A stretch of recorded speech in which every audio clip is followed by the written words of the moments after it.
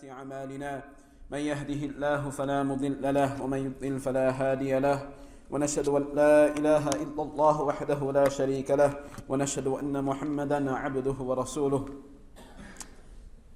أعوذ بالله من الشيطان الرجيم. قال الله تعالى في القرآن المجيد: يا أيها الذين آمنوا اتقوا الله حق تقاته ولا تموتن إلا وأنتم مسلمون.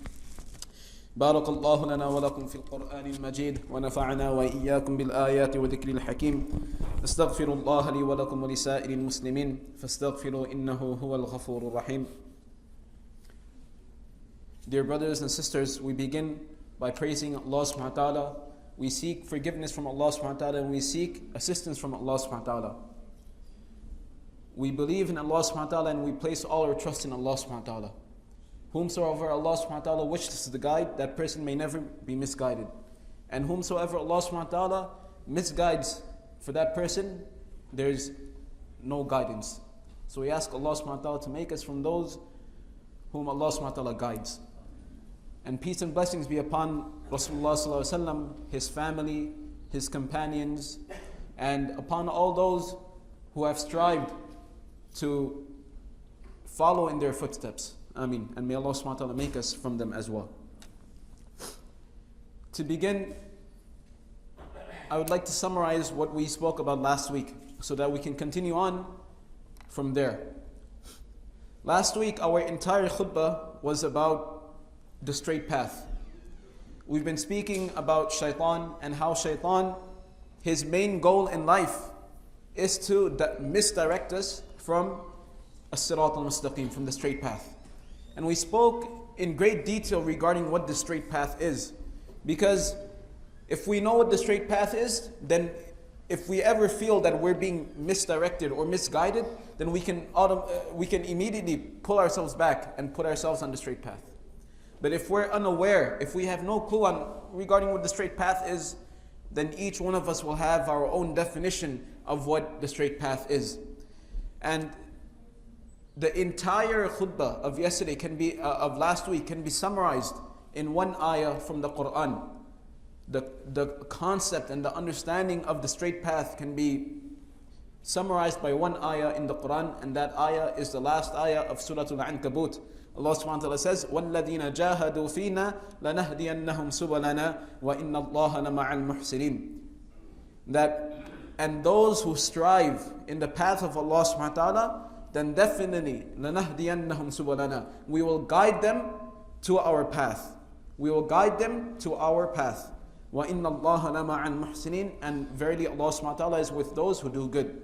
Regarding the tafsir of this ayah, which will explain to us the proper meaning of this ayah, Allah subhanahu wa ta'ala says that those who strive in our path. What does this mean? It means those who act, those who follow the commandments of Allah subhanahu wa ta'ala. And as we described last week, that the straight path is the path of the Anbiya alayhimus salam, the path of the Sahaba radiallahu anhum, the path of the Shuhada, and the path of the righteous, of the Salihin.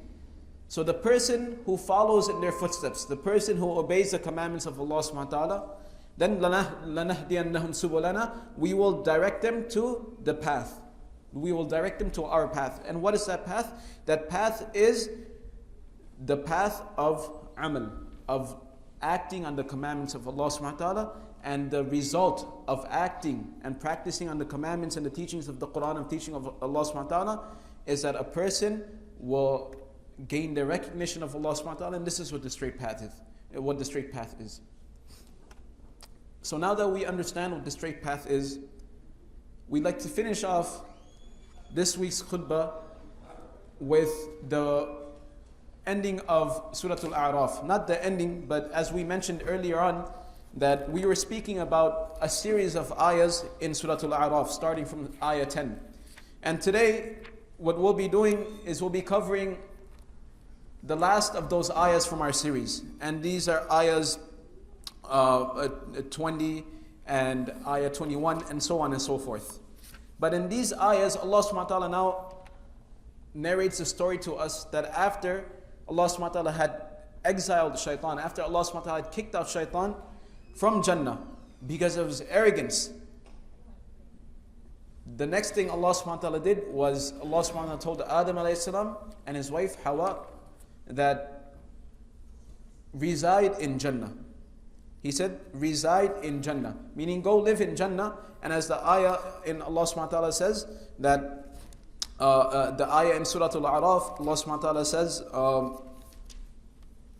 وَيَا آدَمَ اسْكُنْ أَنْتَ وَزَوْجُكَ الْجَنَّةَ فَكُلَا مِنْ حَيْثُ شِئْتُمَا وَلَا تَقْرَبَا هَذِهِ الشَّجَرَةَ فَتَكُونَا مِنَ الظَّالِمِينَ.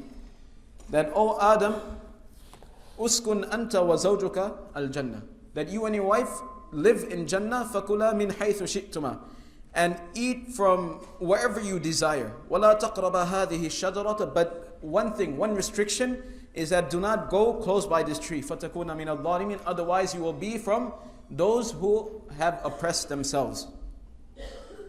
Now before we begin to delve into all this, before we begin to delve into exactly how shaitan misdirected Adam and Hawa, as we know that initially Adam alayhi salam and his wife were in Jannah. And then from Jannah, Allah subhanahu wa ta'ala removed them from Jannah because of a mistake they did. So before we get into all the details for that, there's a very small hadith that I'd like to share with everyone. The hadith is narrated by Imam Muslim. It's Inna Nabiya sallallahu alayhi wa sallam called ad-deenu nasiha. That the deen is an-nasiha. What this means is that the majority of the deen, the foundation of the deen is an-nasiha. In another hadith of Rasulullah sallallahu alaihi wasallam, just to give you a better understanding of how this hadith works, Rasulullah sallallahu alaihi wasallam said, Al-Hajju Arafah, that the Hajj is Arafah. We know that there are many components, there are many rituals that make up the Hajj. But in order to highlight the importance of this aspect of Hajj, which is the Arafah stage, Rasulullah sallallahu alaihi wasallam says, Al-Hajju Arafah, that one of the foundations of Hajj is the Arafah stage. So likewise, when Rasulullah sallallahu alaihi wasallam says, ad-deenu nasiha, that what is intended is that the foundation of the deen is an-nasiha. So what exactly is nasiha? Nasiha means intending pure good and benefit. The person we're directing this nasiha towards, it means that when we speak to this person, when we deal with this person, when we interact with this person, the only thing that is in our minds and the only thing that is in our hearts is pure good and love for this person. How can I guide this person to something which will benefit him? There's nothing that will benefit me. It's all about helping this person, assisting this person, and benefiting this person. So in other words, the deen is something which is beneficial. Deen is something which is directed towards us as something which is for our benefit. And then the Sahaba radiallahu anhum, they asked, Ya Rasulullah, who is this deen intended for? Who is this nasiha? Who is this advice? This well-wishing directed towards liman? So the Messenger of Allah ﷺ said that this nasiha, this direction, this advice, this offering of good intentions is first and foremost directed to Allah subhanahu wa ta'ala, His kitab, meaning the Quran, His messenger, meaning Rasulullah ﷺ himself, wali a'imma, meaning the leaders of the Muslims, and al-Muslimin, the Muslims in general. And all we're going to do is just cover the first three. Allah subhanahu wa ta'ala, the Quran, and Rasulullah sallallahu alaihi wasallam. When the hadith says that the deen is nasiha, and it is nasiha, it is advice, it is well-wishing for Allah subhanahu wa ta'ala, what this means is that a person has full belief in Allah subhanahu wa ta'ala, the correct belief in Allah subhanahu wa ta'ala. In other words, he does not ascribe any partners with Allah subhanahu wa ta'ala. He does not worship anyone else other than Allah subhanahu wa ta'ala. When it means that there has to be nasiha for the Quran, it means that we believe that the Quran is a revelation from Allah subhanahu wa ta'ala. It means that everything in the Quran is true. It means that everything in the Quran we have to obey. When it says nasiha for Rasulullah sallallahu alaihi wasallam, it means that we honor and respect Rasulullah sallallahu alaihi wasallam. It means that we follow his sunnah. It means that we follow his way of life. So the general understanding, the point is, our belief in Allah subhanahu wa ta'ala, our belief in the Quran, our belief in Rasulullah sallallahu alaihi wasallam should be one of submission and humility. This is what nasiha towards Allah subhanahu wa ta'ala, this is what nasiha towards Rasulullah sallallahu alaihi wasallam and nasiha towards the Quran is. It means to be submissive towards them, to be humble in front of them. It shouldn't be that we compromise the Quran, we compromise the belief in Allah subhanahu wa ta'ala, we compromise the teachings of Rasulullah sallallahu alaihi wasallam in order to give preference to our rationale, to our logic. This is what shaitan did, and we've been speaking about shaitan for the past 5 to 6 weeks. This is what shaitan did when Allah subhanahu wa ta'ala said, when Allah subhanahu wa ta'ala commanded them to prostrate to Adam alayhi salam. What did he say? Instead of obeying Allah subhanahu wa ta'ala, he said, let me use my logic. Why should I make sajda to Adam? I am better than him. So when it comes to having nasiha towards Allah subhanahu wa ta'ala, towards the Quran, towards Rasulullah sallallahu alaihi wasallam, it means that we give preference to them than even ourselves. Even if something does not make sense to us, if it is a command from Allah subhanahu wa ta'ala, if it is a command in the Quran, if it is a command from Rasulullah sallallahu alaihi wasallam, we keep our mouth shut and we obey.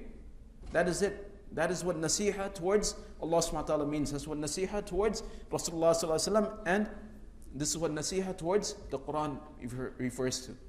And to do otherwise is to follow in the footsteps of shaitan, whereby we say, this doesn't make sense to me, so therefore I won't do it. Or, I'll think over it, and once it begins to make sense to me, then I'll do it. Or I have a better idea than what Allah subhanahu wa ta'ala has presented to me. So this is what shaitan exactly did. He said, Adam, I'm better than Adam. So why is Allah subhanahu wa ta'ala commanding me to prostrate to him? Why is Allah subhanahu wa ta'ala telling me to make sajda to him? So now that we have these two things in mind, now getting into the actual tafsir of the ayahs that we have left over from Surah Al-A'raf, Allah subhanahu wa ta'ala begins by saying, يا آدم اسكن أنت وزوجك الجنة فكلا من حيث شئتما ولا تقربا هذه الشجرة فتكونا من الظالمين. That, oh Adam, you and your wife reside in Jannah and eat from wherever you like, except for this one tree. And if you do so, then you will become from the people who oppress themselves. And if you look at this ayah is exactly like how our life is in this world. Our life in this world is a life of benefit and pleasure. That Allah subhanahu wa ta'ala has given us so much. Allah subhanahu wa ta'ala has permitted for us to benefit from so many different things. Allah subhanahu wa ta'ala has allowed us and permitted us to enjoy ourselves. Allah subhanahu wa ta'ala has not made this life, this dunya for us a place of misery, a place of grief, where that every single instance we are sad, we are filled with sorrow and grief. And Allah subhanahu wa ta'ala also says in the Quran, وَلَقَدْ مَكَّنَّاكُمْ فِي الْأَرْضِ وَجَعَلْنَا لَكُمْ فِيهَا مَعَيْشٍ. That we situated you in the world, وَجَعَلْنَا لَكُمْ فِيهَا مَعَيْشٍ. And we have placed in the earth your provisions, a sustenance of happiness. So the world is a place where we enjoy ourselves. But at the same time, the world is also a place where Allah subhanahu wa ta'ala has kept restrictions and limitations. So likewise, when Allah subhanahu wa ta'ala put Adam alayhi salam and his wife into Jannah, He said, you can enjoy this world, you can enjoy Jannah, do whatever you want, but this one restriction, stay away from it. فَتَكُونَ مِنَ الظَّالِمِينَ. And if you fail to obey this command of Allah subhanahu wa ta'ala, then you will become from the people who oppress themselves. And likewise, this is our life in this world, that Allah subhanahu wa ta'ala has given us so much. If you think about it, majority of the things in this world, Allah subhanahu wa ta'ala has made halal for us. Majority of the things in this world, Allah subhanahu wa ta'ala has made halal for us. It's just a number of things which Allah subhanahu wa ta'ala says, don't do that. Don't go near that. Don't eat this. Don't do that. But the rest, everything else, Allah subhanahu wa ta'ala says, enjoy. No problem. So this is life. This is how life is. And then Allah subhanahu wa ta'ala, continuing on, after that, the next ayah is, فَوَسْوَسَ لَهُمُ الشَّيْطَانِ. The shaitan whispered. Shaitan made waswasa to Adam alayhi salam and his wife. Now, one thing we have to keep in mind over here is that our belief as Muslims is that all the Anbiya alayhimus salam are free of sin. They are free in the sense that if they make a mistake or if they do something which apparently looks as though they are disobeying Allah subhanahu wa ta'ala, in reality is not intentional. There's a difference. When a person like us, when we disobey Allah subhanahu wa ta'ala, it's intentional. When the Anbiya alayhimus salam, when they do something which apparently looks as though they are disobeying Allah subhanahu wa ta'ala, in reality it's a misunderstanding. It's something which is unintentional. Because the Anbiya alayhimus salam, Allah subhanahu wa ta'ala has made them that they can never go against the commandments of Allah subhanahu wa ta'ala. So when the Quran says, فَوَسْوَسَ لَهُمُ الشَّيْطَانِ, the shaitan whispered to them, what this means is that shaitan deceived them. And in the books of tafsir, what it says is that initially what shaitan said, and he says over here in this ayah that وَقَاسَمَهُمَا إِنِّي لَكُمَا لَمِنَ مَنْ نَاسِحِينَ, that shaitan promised them, shaitan took an oath that إِنِّي لَكُمَا لَمِنَ النَّاسِحِينَ, that I am a well-wisher for you. As we read in the hadith that ad-din an-nasiha. So shaitan is saying that what I'm telling you right now is for your best. This will only benefit you and only you alone. I have nothing involved in it. There's no hidden interest. There's no ulterior motive for me. What I'm telling you right now is completely for your best. Right? So shaitan, there's different interpretations, there's different opinions that the scholars have given that how shaitan exactly deceived Adam alayhi salam. One was that when Allah subhanahu wa ta'ala says, وَلَا تَقْرَبَا هَذِهِ الشَّجَرَةِ, that do not approach this tree. Adam alayhi salam was under the misconception that Allah subhanahu wa ta'ala had made only one such tree forbidden. But in reality, what Allah subhanahu wa ta'ala intended was that this tree and any other tree like it, any other similar tree like it, you stay away from it. So when shaitan approached Adam alayhi salam, he said, Allah subhanahu wa ta'ala said only this tree, but all the other trees that are like it, you can eat from it. So go ahead.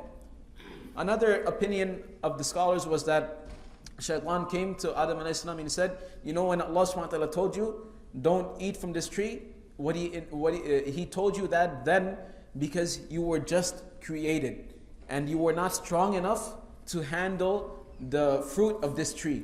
You know how babies, you can't feed them everything. So shaitan was telling Adam alayhi salam that you were still young. Your stomach would not be able to digest this fruit.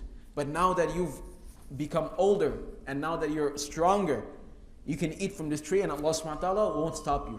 And this tree will actually make you live forever. Right? That's what shaitan said to Adam alayhi salam. Shaitan said, فَوَسْوَسَ لَهُمُ الشَّيْطَانُ وَقَالَ مَا نَهَاكُمَا رَبُّكُمَا عَنْ هَذِهِ الشَّجَرَةِ إِلَّا أَن تَكُونَ مَلَكَيْنِ أَوْ تَكُونَ مِنَ الْخَالِدِينَ, that if you eat from this tree, then you'll become like the angels and you'll live forever. So these are different ways shaitan deceived Adam alayhi salam. And again, another thing was that when the command was given to Adam alayhi salam, it's highly possible that a long time had passed and shaitan and Adam alayhi salam forgot exactly which tree and this command, and shaitan took advantage of this deficiency of his memory and tricked Adam alayhi salam into eating this fruit. But nevertheless, and then another question is that how did shaitan get into Jannah if Allah subhanahu wa ta'ala had kicked him out of Jannah, if Allah subhanahu wa ta'ala had exiled shaitan? So the scholars again, they write that Allah subhanahu wa ta'ala has given shaitan and the jinn such power that they can communicate with humans even from a very far distance. So although shaitan was not physically in Jannah, but he had the capability of communicating and whispering to Adam alayhi salam even outside of Jannah. So then in this ayah, Allah subhanahu wa ta'ala says, فَوَسْوَسَ لَهُمُ الشَّيْطَانِ, that Allah whispered to that shaitan whispered to Adam alayhi salam. For what purpose? And this is the main part of today's khutbah. For what purpose does shaitan do it? We know that shaitan's entire mission in life is to misguide human beings, is to misguide humanity. But in what way? So Allah subhanahu wa ta'ala defines it over here. And again, as we were saying that, when it comes to nasiha towards Allah subhanahu wa ta'ala, nasiha towards the Quran, nasiha towards Rasulullah sallallahu alaihi wasallam, it's simply accepting whatever Allah subhanahu wa ta'ala has told us to do. It's not using our logic, it's not using our rationale, and then weighing what makes more sense. If Allah subhanahu wa ta'ala has commanded us to do something, we immediately obey it. So the Quran says that shaitan whispered in order to لِيُبْدِيَ لَهُمَا مَا وُرِيَ عَنْهُمَا مِنْ سَوْآتِهِمَا. For what purpose? In order to expose to them that which was covered from them of their shame. In other words, shaitan misguided Shaitan whispered to Adam alayhi salam that eat from this tree, because he knew that if Shaitan ate from that tree, the result would be that his clothes would be removed. And Allah subhanahu wa ta'ala in the Quran, He doesn't use the words private part. Allah subhanahu wa ta'ala uses saw'atihima.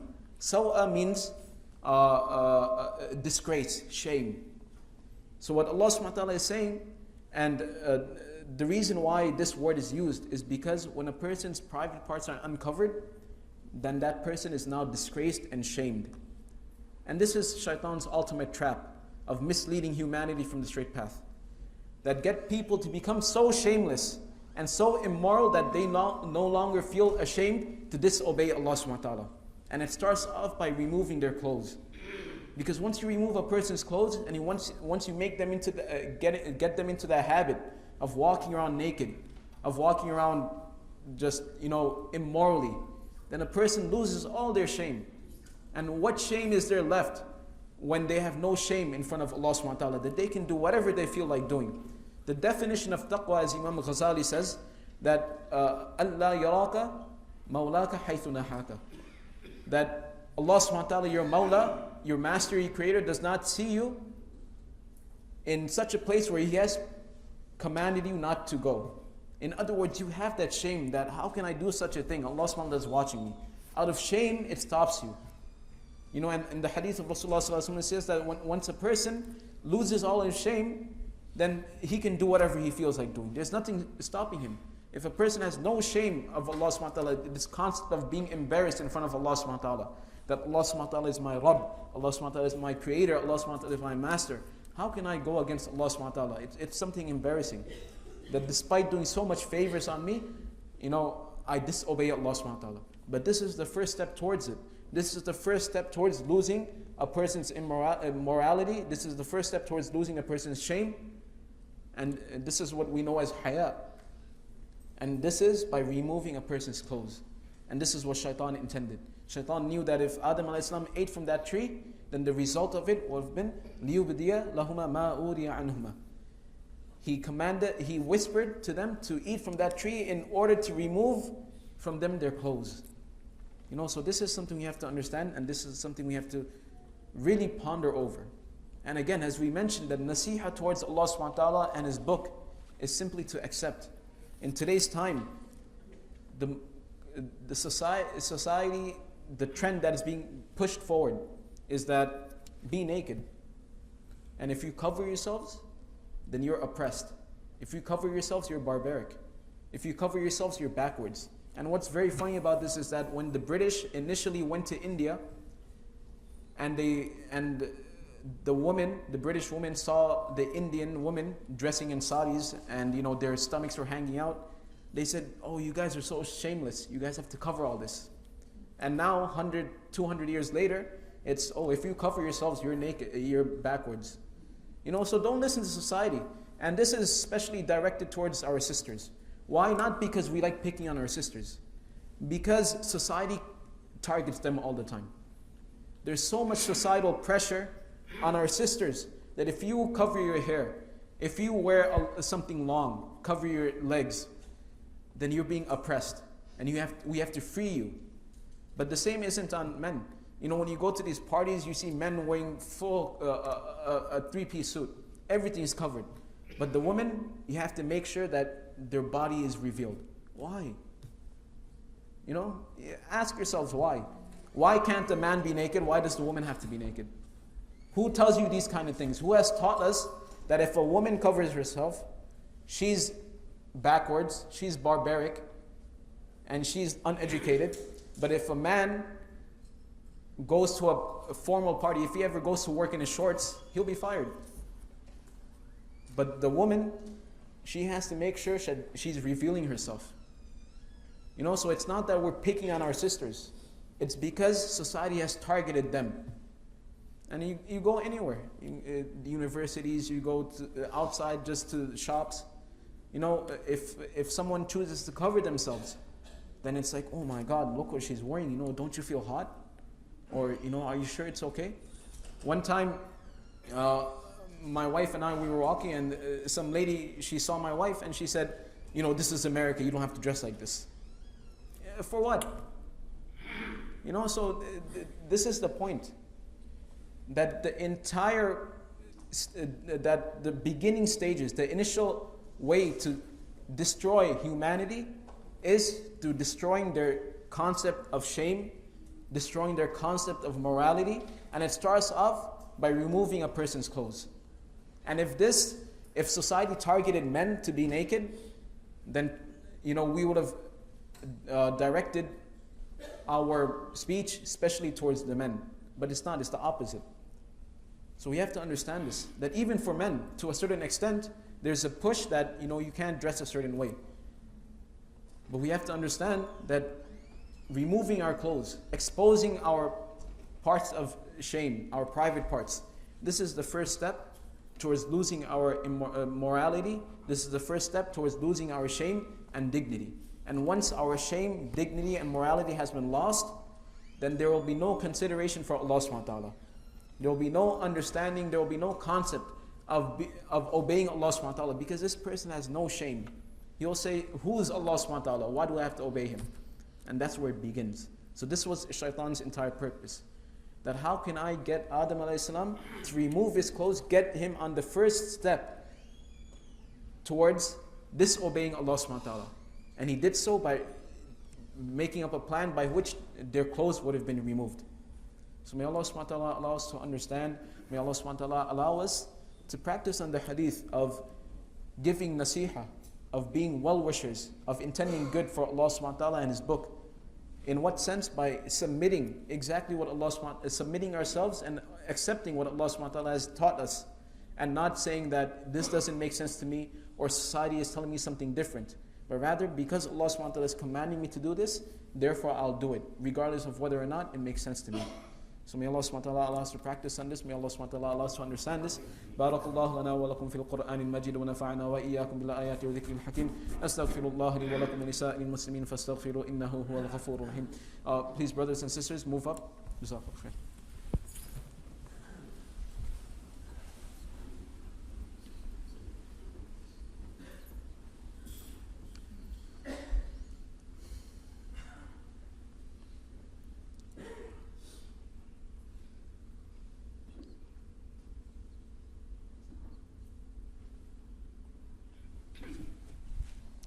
الحمد لله الذي أرسل رسوله بالهدى ودين الحق ليظهره على الدين كله وكفى بالله شهيدا وأشهد أن لا إله إلا الله وحده لا شريك له وأشهد أن محمدا عبده ورسوله أعوذ بالله من الشيطان الرجيم إن الله وملائكته يصلون على النبي يا أيها الذين آمنوا صلوا عليه وسلموا تسليما اللهم صل على محمد عبدك ورسولك وصل على المؤمنين والمؤمنات والمسلمين والمسلمات وبارك على محمد وأزواجه وذريته قال النبي عليه الصلاة والسلام أرحم أمتي بأمتي أبو بكر وأشدهم في أمر الله تعالى عمر وأصدقهم حياء عثمان وأقضاهم علي وفاطمة سيدة نساء أهل الجنة والحسن والحسين سيدا شباب أهل الجنة وحمزة أسد الله وأسد رسوله رضوان الله تعالى عليهم أجمعين.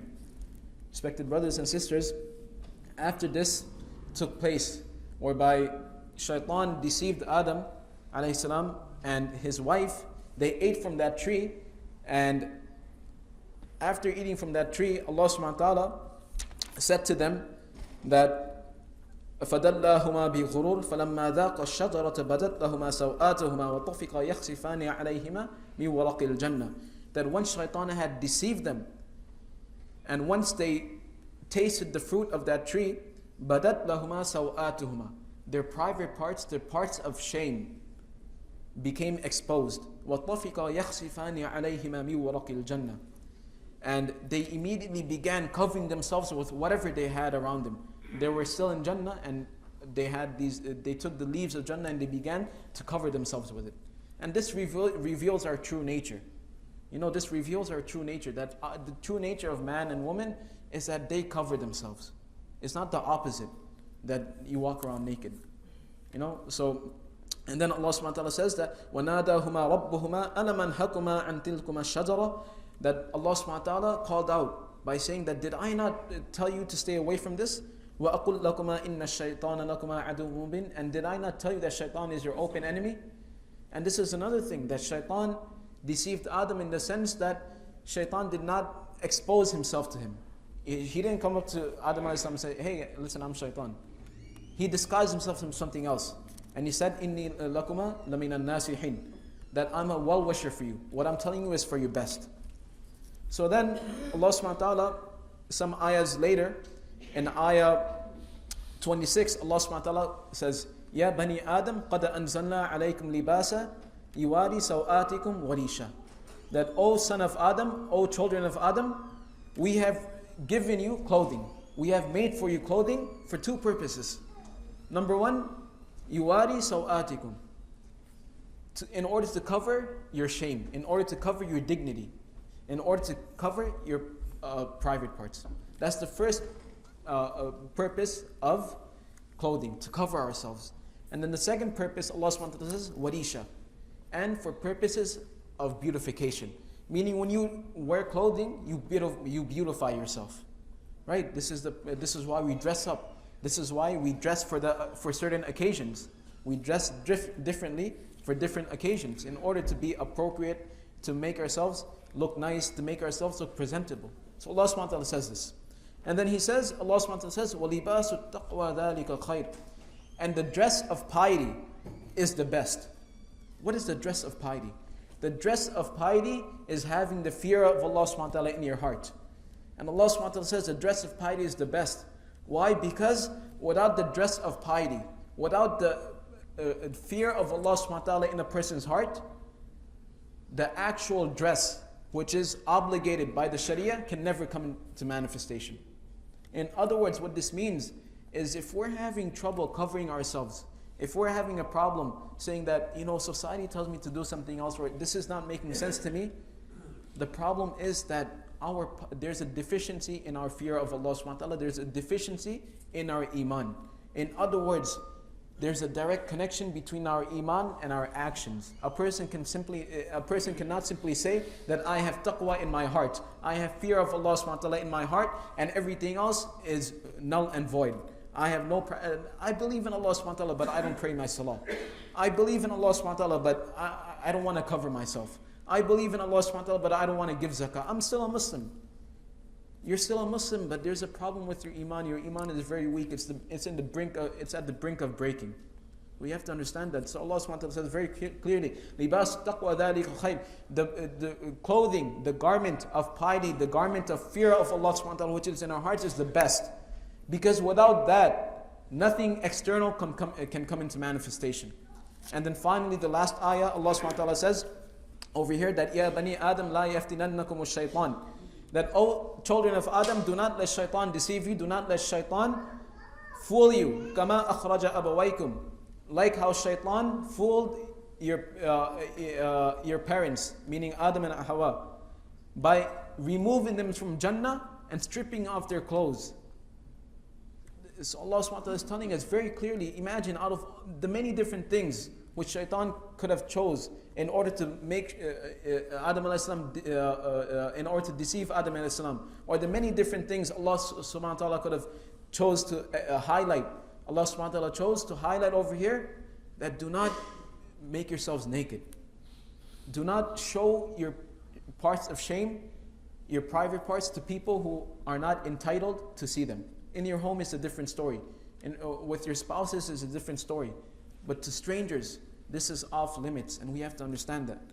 And I'll finish off with how Adam alayhi salam responded. We all know how shaitan responded when Allah subhanahu wa ta'ala commanded shaitan to make sajda. He said, I won't do it. And instead of accepting the blame, shaitan said that فَبِمَا أَغْوَيْتَنِي, because of you misguiding me, it's your fault, Allah subhanahu wa ta'ala. But Adam alayhi salam was the exact opposite. Adam alayhi salam said, قَالَ رَبَّنَا ظَلَمْنَا أَنفُسَنَا رَبَّنَا ظَلَمْنَا أَنفُسَنَا. Oh Allah subhanahu wa ta'ala, we have oppressed ourselves. وَإِن لَمْ تَغْفِرْ لَنَا, and if you do not forgive us, وَتَرْحَمْنَا, and if you do not have mercy on us, لَنَكُونَنَّ مِنَ الْخَاسِرِينَ, we will be from the losers. In other words, Adam alayhi salam is the exact opposite of shaitan. He did not say, oh, shaitan misguided me, it's his fault, go blame him. He said, it's my fault, I'm the one to blame. رَبَّنَا ظَلَمْنَا أَنفُسَنَا. I oppressed myself. It was my fault, so please forgive me. And this is the mindset we have to have, that Islam can be difficult at times. Islam can tell us to do something contrary to what society is telling us, and this is difficult. But if we tell ourselves that if we make dua to Allah subhanahu wa ta'ala, Allah subhanahu wa ta'ala, I am weak, it is my fault, I'm trying but it's very difficult for me. That's very different than a person who's going to behave like shaitan by saying, this doesn't make sense to me, it's that person's fault, it's this person's fault. It's a big difference. Right? So we have to be from the people who are like Adam alayhi salam. We accept our faults, we accept our shortcomings, we accept our weaknesses. That yes, Allah subhanahu wa ta'ala, is my fault. I know you're telling me do something, but I'm doing the exact opposite, and I am sorry. Please grant me hidayah, grant me strength, grant me tawfiq. And if you stay in that mindset, then inshallah we have hope that eventually you will begin to obey Allah subhanahu wa ta'ala. But if you go the other way, where you say it's this person's fault, that person's fault, then there will be no chance of ever coming back and making tawbah to Allah subhanahu wa ta'ala, or even practicing on the teachings and the commandments of Allah subhanahu wa ta'ala. And finally, the last ayah, when Allah subhanahu wa ta'ala told Adam to leave Jannah, He said, قُلْ نَهْبِطُوا مِنْهَا جَمِيعًا, that Adam and Shaitan go down to earth, and you guys are going to live there together. فَإِمَّا يَأْتِيَنَّكُم مِّنِّي هُدًى. So when my guidance comes to you, and the one who follows the guidance, فَمَنْ تَبِعَ هُدَايَ فَلَا خَوْفٌ عَلَيْهِمْ وَلَا هُمْ يَحْزَنُونَ. The one who follows the guidance, there will be no fear and no anguish for that person. In other words, the guidance is in front of us. The guidance is the Quran, it's in front of us. And Allah subhanahu wa ta'ala is making it very clear that if you follow this guidance, وَلَا خَوْفٌ عَلَيْهِمْ وَلَا هُمْ يَحْزَنُونَ, there will be no fear, no anguish, no grief for you in this world and the hereafter. On the other hand, Allah subhanahu wa ta'ala says, وَالَّذِينَ كَفَرُوا وَكَذَّبُوا بِآيَاتِنَا أُولَٰئِكَ أَصْحَابُ النَّارِ. And for those people who disobey, who disbelieve, and reject the ayahs of the Quran, who choose not to follow it out of arrogance, then أُولَٰئِكَ أَصْحَابُ النَّارِ. These people are the fire. These people are the people of the fire. So the Quran is enough for us. The Quran has explained to us exactly right from wrong. The Quran has explained to us the consequences of the people who accept and the consequences of the people who reject. So we ask Allah subhanahu wa ta'ala to make us from the people who understand the Quran, who accept the Quran. We ask Allah subhanahu wa ta'ala to bless us with humility. We ask Allah subhanahu wa ta'ala to make us from the people who are humble. We ask Allah subhanahu wa ta'ala to make us like our father Adam alayhi salam, whereby we accept our faults and we make dua to Allah subhanahu wa ta'ala that Allah subhanahu wa ta'ala allows us to practice on everything which is in the Quran, and that Allah subhanahu wa ta'ala grants us the strength to allow for us to understand that we are weak and that we have to continue to perfect ourselves rather than being arrogant and blaming others and rejecting the ayahs of the Quran. إن الله يأمر بالعدل والإحسان وإيتاء ذي القربى وينهى عن الفحشاء والمنكر والبغي يعظكم لعلكم تذكرون فاذكروا الله يذكركم واشكروه ولا تكفرون. أقيموا الصلاة.